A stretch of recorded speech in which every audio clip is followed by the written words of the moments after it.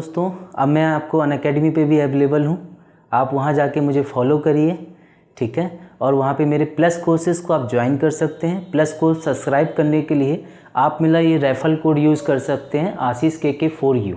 इस पे आपको 10% इंस्टेंट डिस्काउंट मिल जाएगा। और प्लस कोर्स सब्सक्राइब करने का सबसे बड़ा बेनिफिट ये है कि आप अनअकैडमी पे मेरे साथ साथ और भी जो भी एजुकेटर्स वहाँ पढ़ा रहे हैं उनके भी कोर्सेज़ को वहाँ पे ज्वाइन कर सकते हैं। तो एक ही रेफरल कोड है आशीष KK4U और आप इस एक ही कोर्स से सभी लोगों से पढ़ सकते हैं। तो बने रहिए मेरे साथ और इस चैनल को सब्सक्राइब करिए, लाइक करिए, शेयर करिए, कमेंट करिए।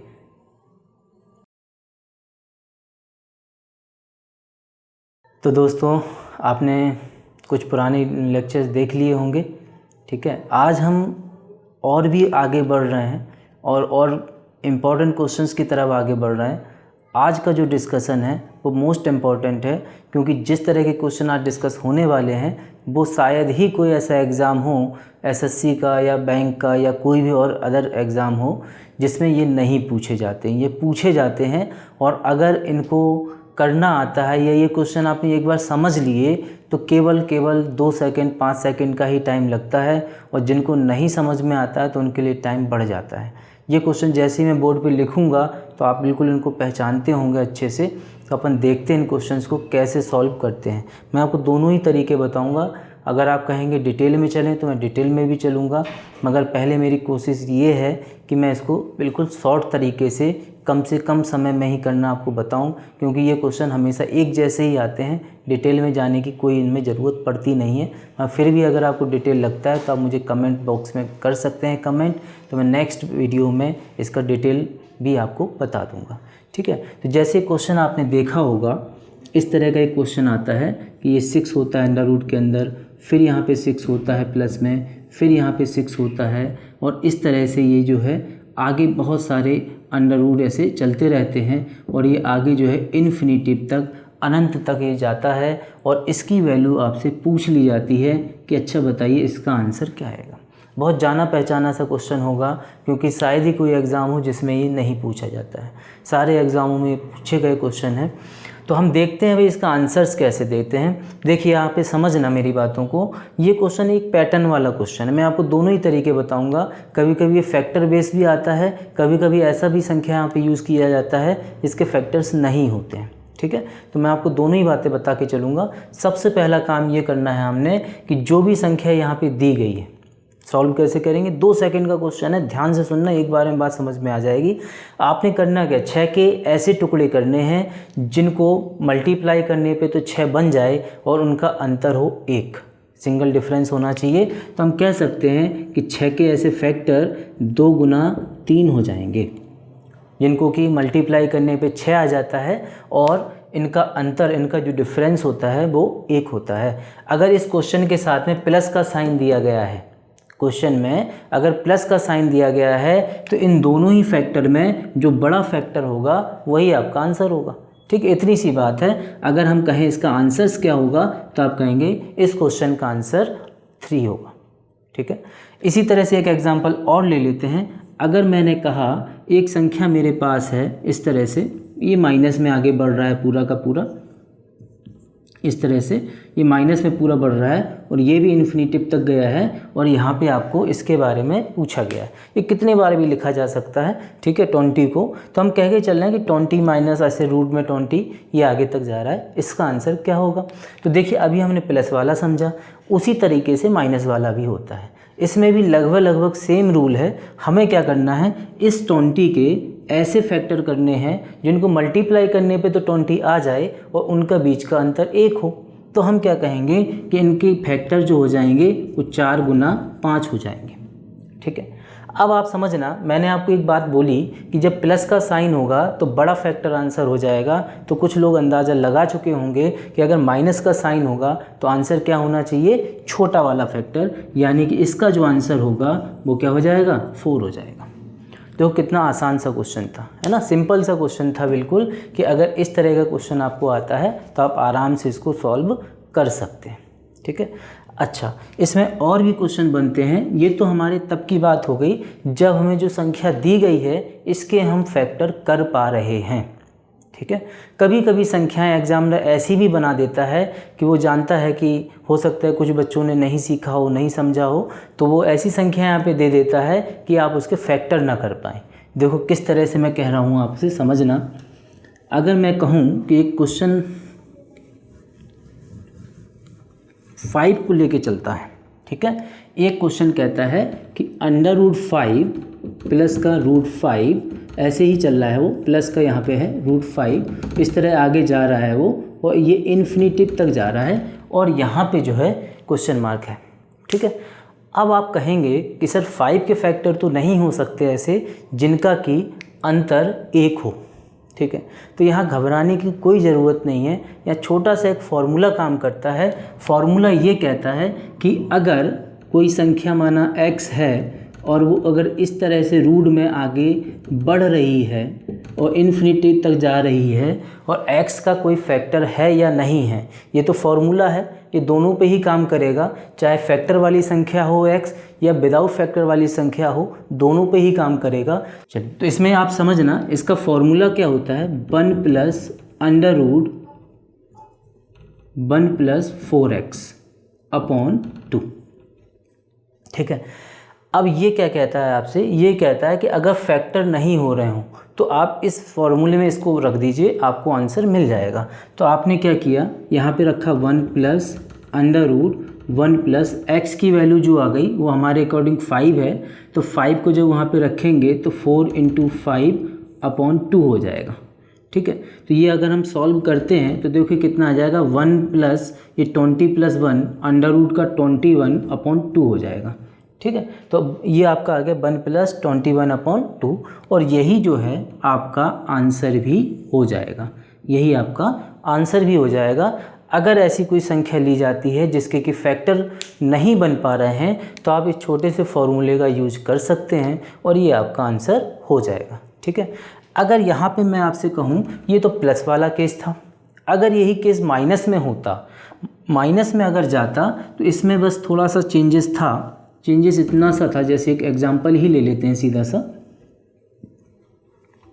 एग्जांपल ले लेते हैं। हमने कहा कि √ में 7 है, फिर माइनस का है, फिर ऐसे √7 है, फिर माइनस का 7 है, ऐसे आगे तक ही जा रहा है, इन्फिनिटिव तक जा रहा है, तो इसकी वैल्यू हमें बतानी है।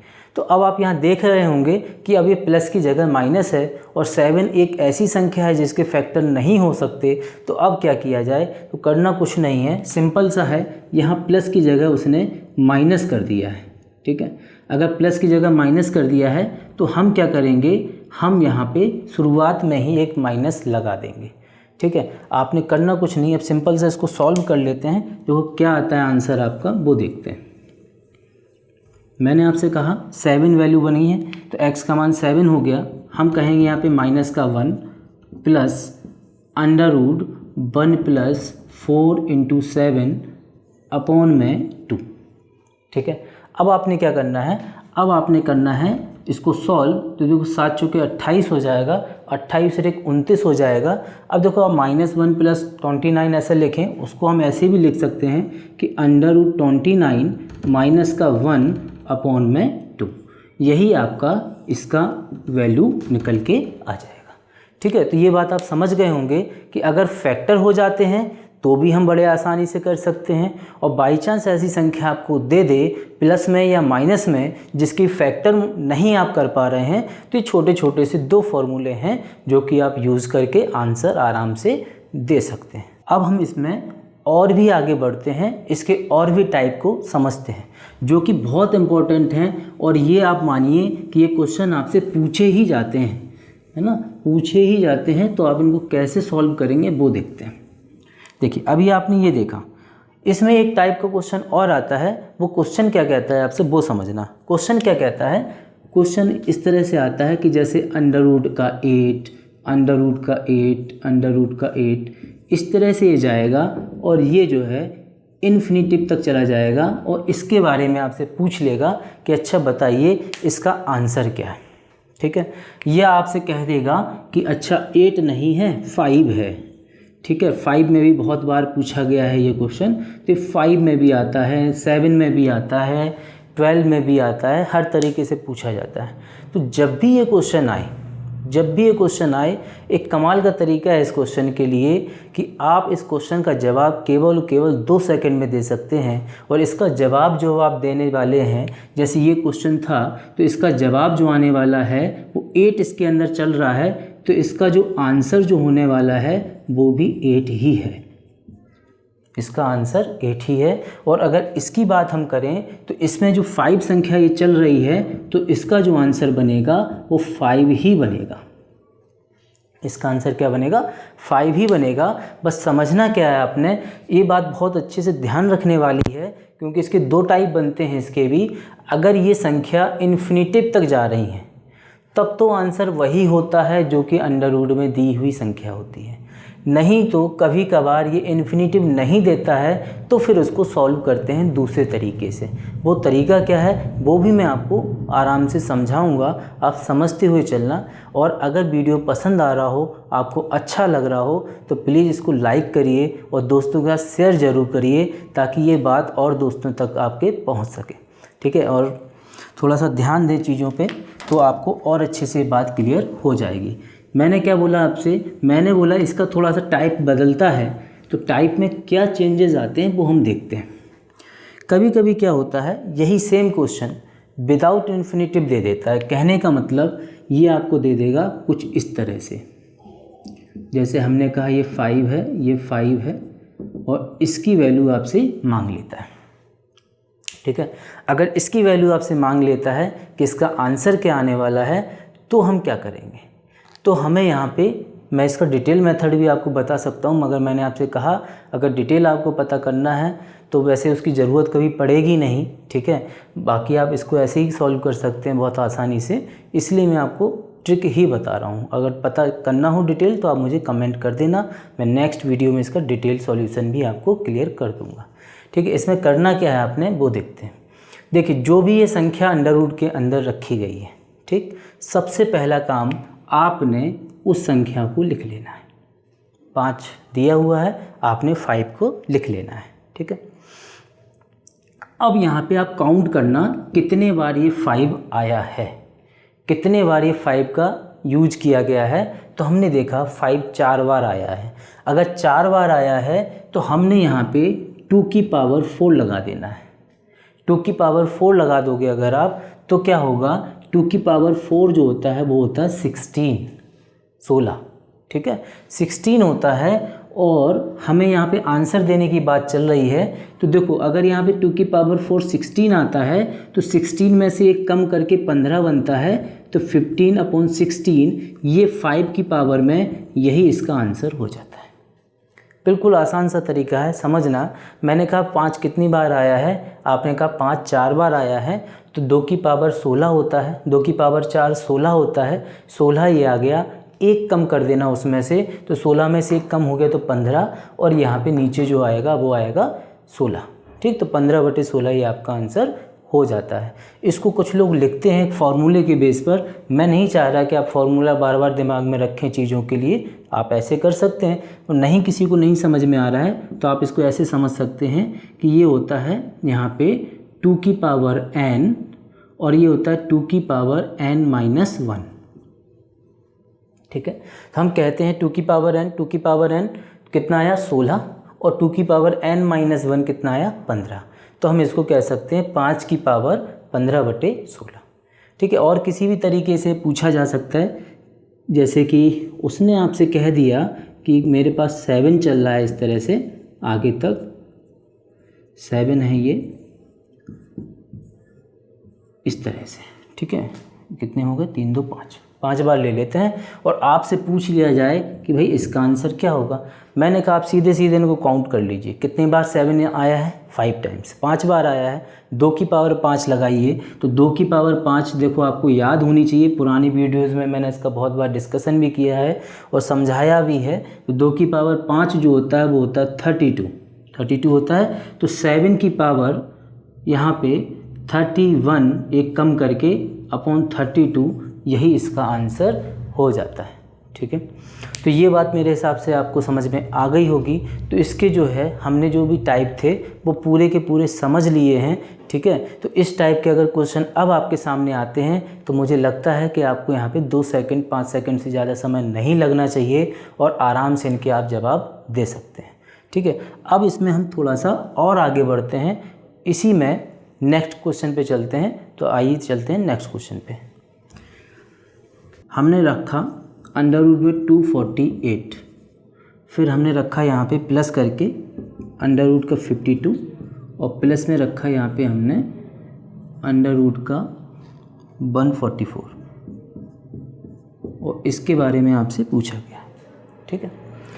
तो अब आप देखना, अभी तक जो हम चल रहे थे क्वेश्चंस लेके उनमें संख्याएं एक जैसी चल रही थी, ठीक है, मगर इसमें थोड़ा सा उसने हल्का सा चेंजेस किया है। ये रूट थोड़ा सा इसके ऊपर से आगे बढ़ जाएगा इस तरह से, वो आप समझ सकते हैं। यहाँ पे ऐसे क्वेश्चन करने में कोई परेशानी नहीं है, मेरे हिसाब से आपको ये क्वेश्चन आराम से समझ में आ जाएगा। करना कुछ नहीं है, आखिरी से स्टार्टिंग करते हैं यहाँ पे, ठीक है। आखिरी से स्टार्ट करो तो देखो ये 144 किसका वर्ग होता है, तो आप कहेंगे जो 144 है ये हमारा 12 का होता है, ठीक।